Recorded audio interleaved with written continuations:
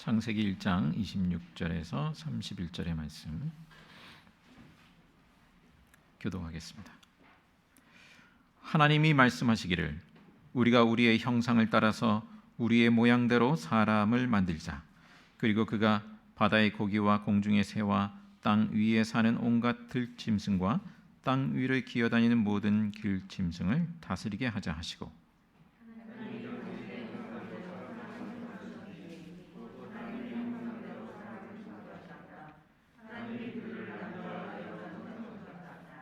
하나님이 그들에게 복을 베푸셨다. 하나님이 그들에게 말씀하시기를 생육하고 번성하여 땅에 충만하여라. 땅을 정복하여라. 바다의 고기와 공중의 새와 땅 위에서 살아 움직이는 모든 생물을 다스려라 하셨다.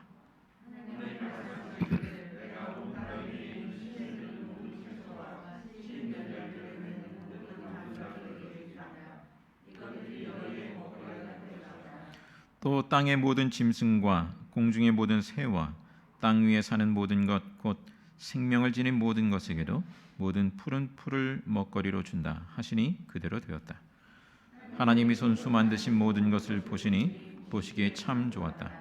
저녁이 되고 아침이 되니 엿새날이 지났다. 아멘. 매년 6월 5일 세계 환경의 날을 전후로 해서 관련된 말씀을 전하곤 하였습니다.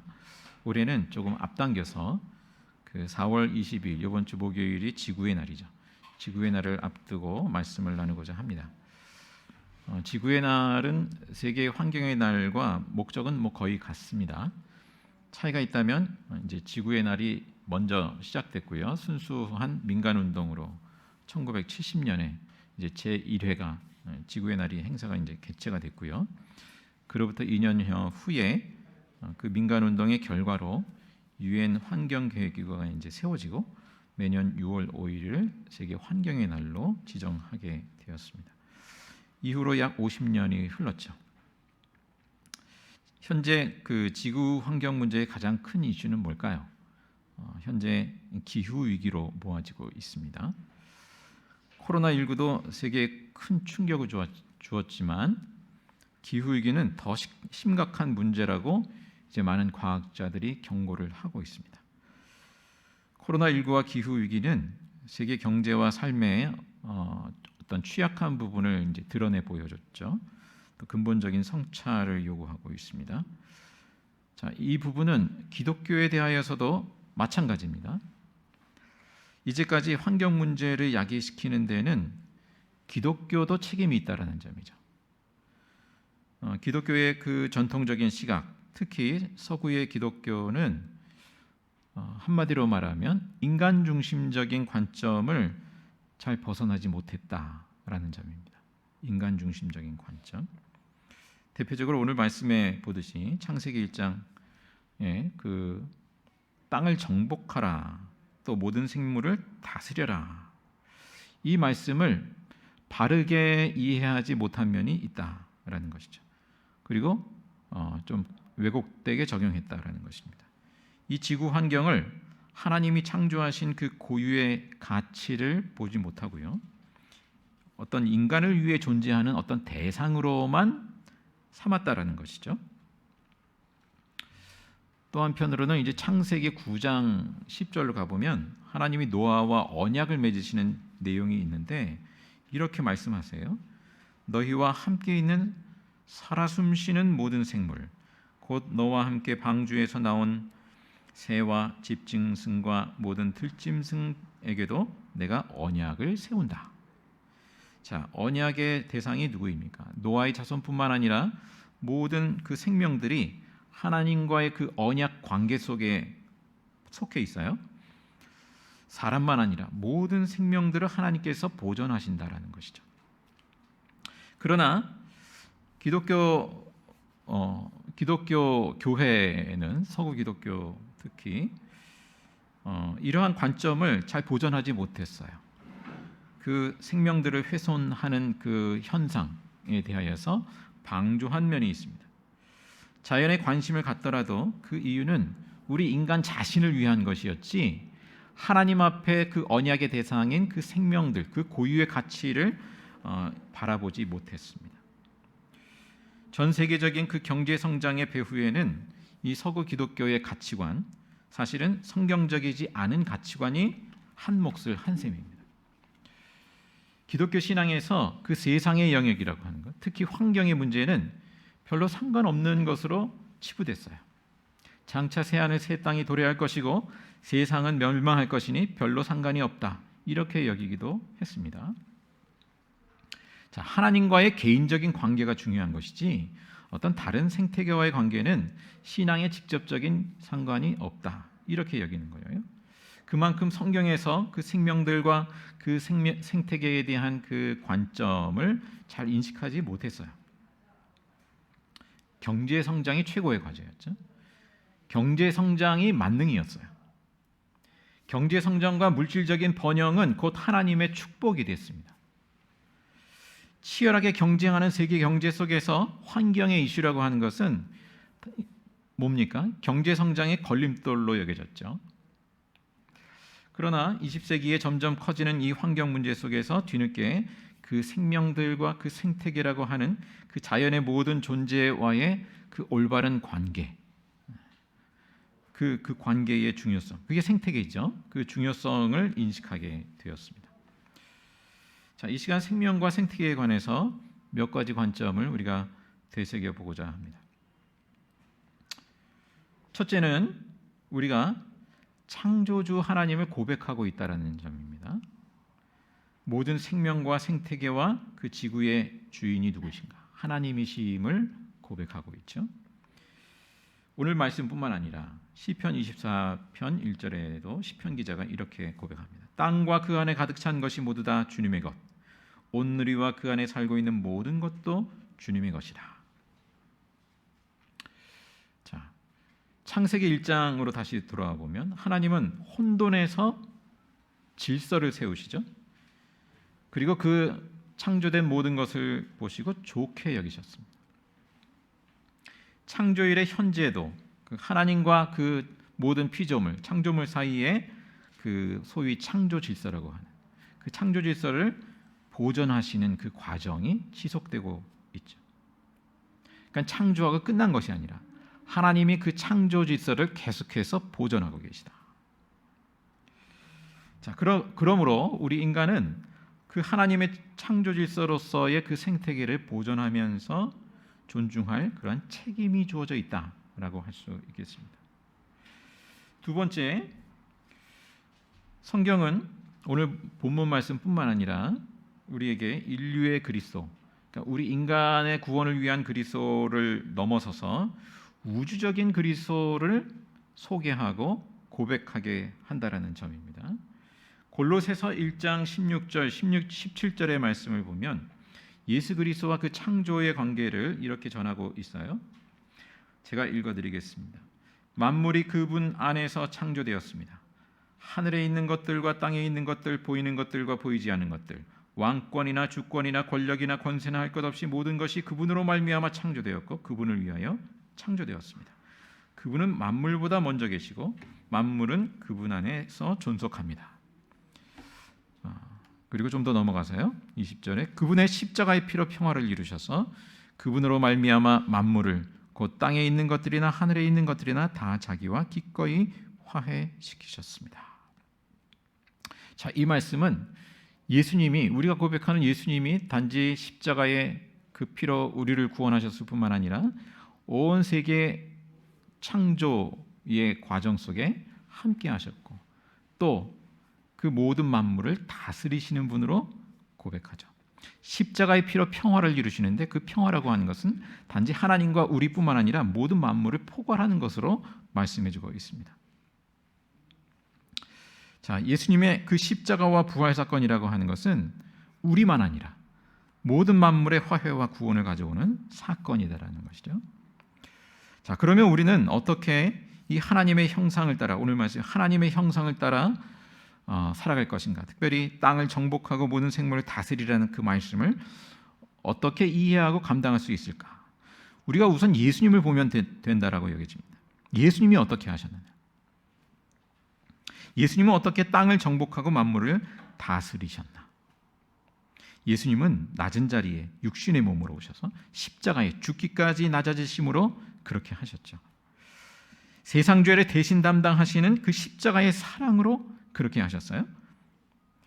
자, 하나님의 형상대로 지음받은 우리, 예수님이 하나님의 형상 자체이시죠. 그 원형이시죠. 그 예수 그리스도를 따라서 주님이 말씀하신 대로 자기를 부인하고 자기 십자가를 짐으로 그 방식으로 우리는 땅을 정복하고 모든 생명을 다스립니다. 정복, 다스림, 이게 오해되면 이제 어떤 힘으로 제압하는 이런 폭력적인 것이 되어버릴 수 있는데, 그렇지 않다. 예수님이 우리에게 보여주신 것은 그렇지 않다라는 것이죠. 갈라디아서 6장 13절에 사도 바울이 이러한 권면을 합니다. 형제자매 여러분, 하나님께서는 여러분을 부르셔서 자유를 누리게 하셨습니다. 그러나 여러분은 그 자유를 육체의 욕망을 만족시키는 구실로 삼지 말고 사랑으로 서로 섬기십시오. 모든 율법은 내 이웃을 내 몸과 같이 사랑하여라 하신 한마디 말씀 속에 다 들어 있습니다. 자, 주님은 우리에게 이웃을 위해서, 타인의 생명을 위해서 짐을 지는 사랑의 섬김의 그 본을 보여주셨죠. 그리고 너희도 이와 같이 하라 말씀하시죠. 자, 예수님은 어떻습니까? 가난 자체를 찬미했는가? 그렇지 않다고 봅니다. 그런데 다만 가난한 자를 위하여서 자기를 비움으로 가난해지셨어요. 기독교 신앙은 가난 자체를 이상으로 삼지 않습니다.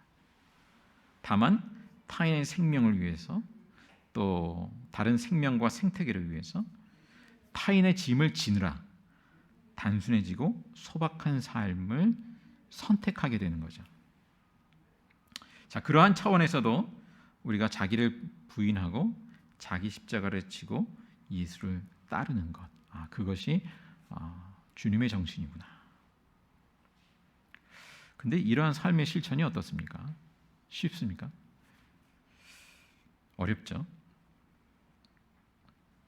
성령의 능력이 아니면 이러한 실천은 어렵다 여겨집니다. 특히나 내가 여유 있는, 만약에 여유 있는 삶을 살고 살 수 있다고 한다면 더더군다나 어렵게 느껴지는 일이죠. 자, 갈라디아서 5장에는 그 성령님께서 그 믿음의 사람을 통해서 열매 맺게 하시는 소위 성령의 열매를 말씀하시잖아요. 9가지 열매. 그 내용을 보면 사랑과 기쁨과 화평과 인내와 친절과 선함과 신실과 온유와 마지막으로 절제를 말씀하고 있어요. 절제의 열매. 자, 하나님께서 이 창조 질서의 보존을 위해서 그 온 생명들과 더불어 이웃과 더불어 함께하기 위해서 그 절제의 열매를 오늘날 말씀하신다라고 여겨집니다. 성령께서 그 맺게 하시는 그 사랑, 앞에 이제 사랑과 기쁨과 등등 말씀하고 있는데, 예수님의 십자가의 사랑, 성령께서 깨닫게 해주시는 그 사랑이 우리 안에 차오를 때 이 절제의 열매도 가능한 것이 아닌가 싶어요. 아무튼 이 성령의 능력, 사랑의 능력이 타인을 위해서도 또 온 생명을 위해서도 자기 비움이 일어나게 하죠. 어떻습니까? 엄마는 자기 자녀에게 그러한 것을 하지 않습니까? 자식을 위해서라면 자기 비움이 일어나죠. 자녀를 위해서라면. 그런데 기독교 신앙은 그 지경이 확장되게, 자기 비움의 영역이 확장되게, 단지 내 자녀, 내 가족을 위해서만 아니라 온 생명으로 그 지경이, 그 성령의 능력이, 그 사랑의 능력이 확장되게 하시죠.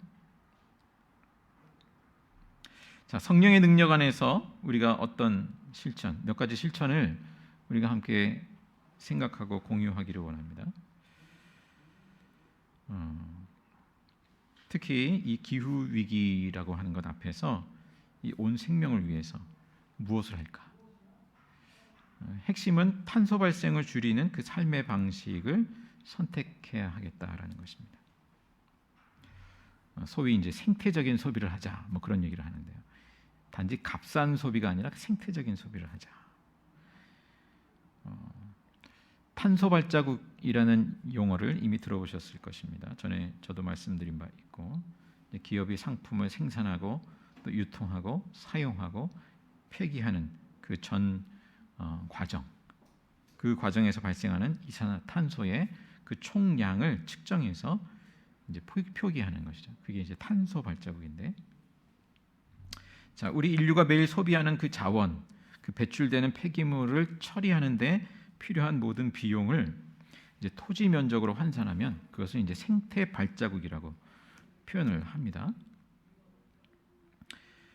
2018년을 기준으로 한다면 그 생태 발자국 지수에 의하면 이 지구가 1.7개가 있어야 한다. 그런 통계, 뭐 통계에 오차가 있겠습니다만 그런 통계를 내고 있습니다. 지금처럼 이용하면 탄소가 발생되면 지구가 1.7개가 있어야 된다. 우리나라만 따지면 어떤가? 3.4개의 지구가 필요하다고 합니다. 우리나라에서 생산하고 소비하는 그것에 의하면 그렇게 온 지구인들이 다 살게 되면 3.4개의 지구가 필요하다. 또 이제 지구 생태 용량 초과의 날이란 또 용어가 있습니다. 인류가 지구 자원을 사용한 양과 그 배출한 폐기물 규모가 지구의 생산 능력과 자정 능력을 초과하는 날, 그게 이제 지구 생태 용량 초과의 날이라고 해서 2018년에는 8월 1일이 되었습니다. 뭐 8월 1일이라고 이제 그렇게 제시를 합니다. 8월 1일 때 이제 1년 동안 그 쓸 것을 다 이미 썼다는 얘기죠.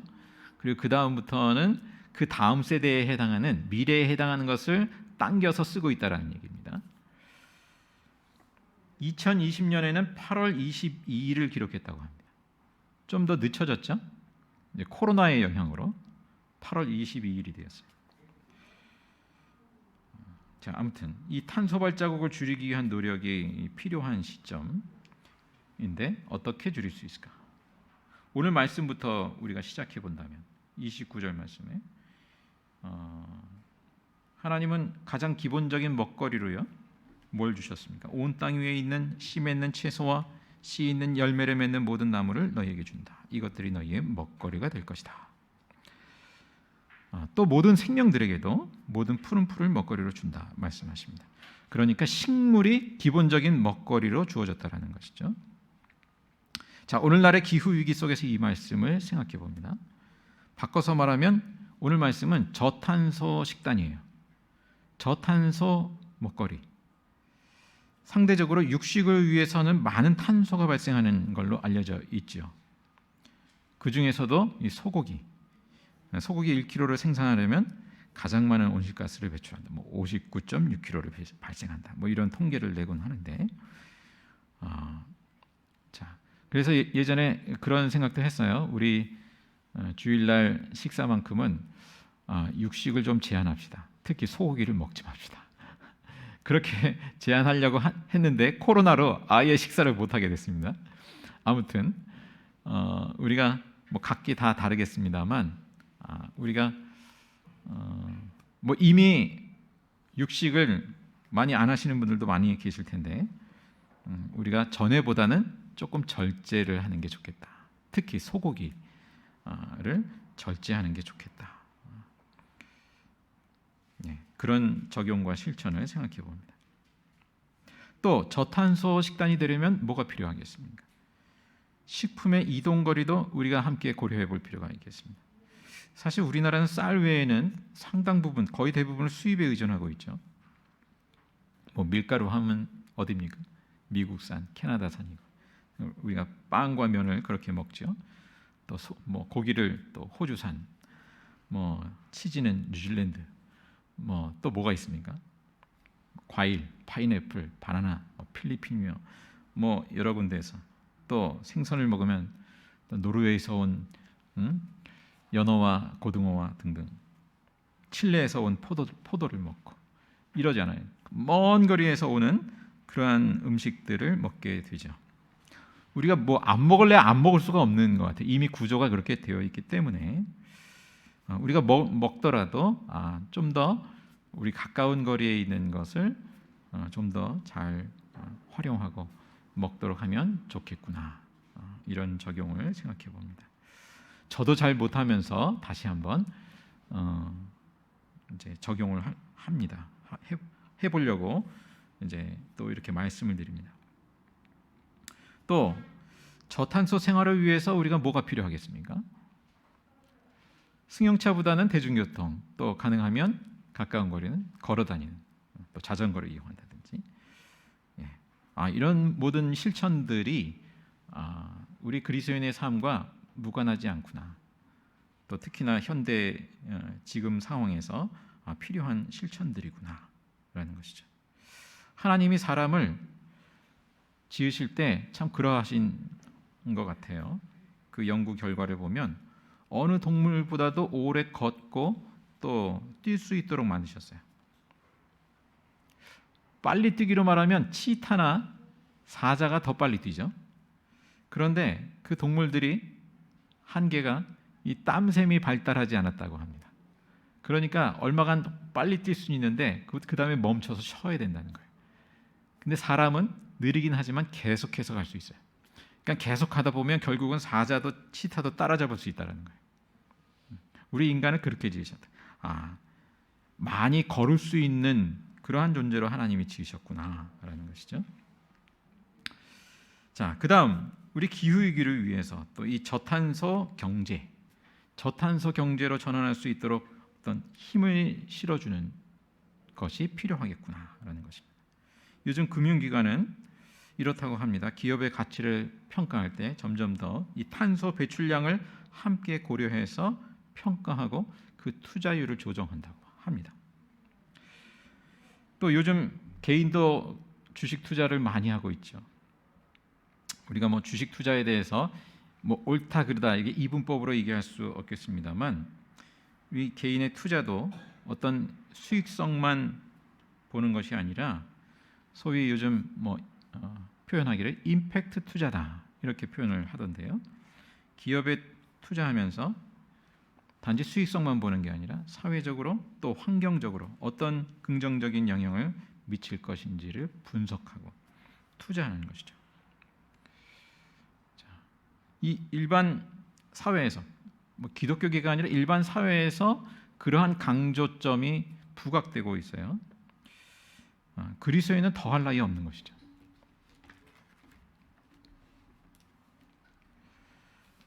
자, 우리 우리 교계에 연관된 세계 교회 연합 기구들이 여러 있는데 그 중에서 가장 우리 교계와 직접 연관성이 있다고 한다면 세계 개혁교회 연맹 WARC라는 그런 기관이 있고요.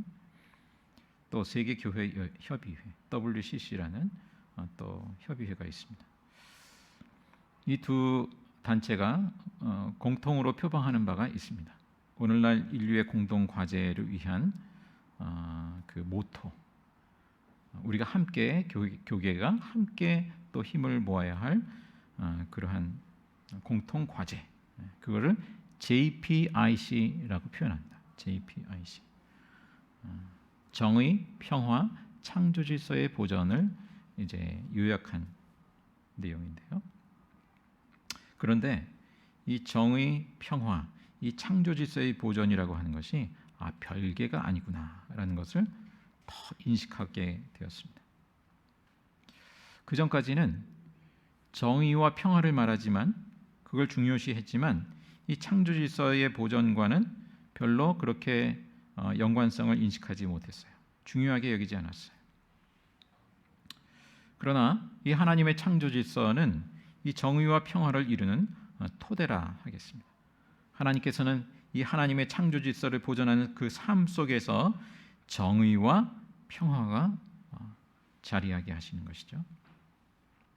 자, 오늘도 성령께서 우리를 그러한 영성, 오늘 제목을 창조의 영성이라 했는데요.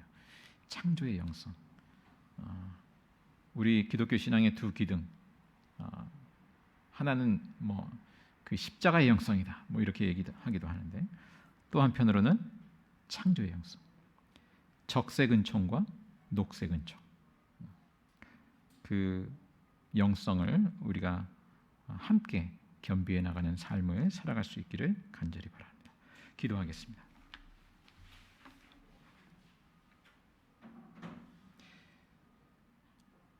창조의 하나님, 만물을 보존하시는 주 하나님을 찬양합니다. 오늘도 온 대지 만물을 통해서 하늘과 바람과 꽃과 푸른 잎새의 봄을 누리게 하시니 감사합니다. 하나님의 창조의 손길을 따라 저희도 온 생명을 살리는 다스림의 책무를 잘 감당할 수 있도록 성령의 능력으로 일깨워 주옵소서. 감사드렸고 예수님의 이름으로 기도드리옵나이다. 아멘.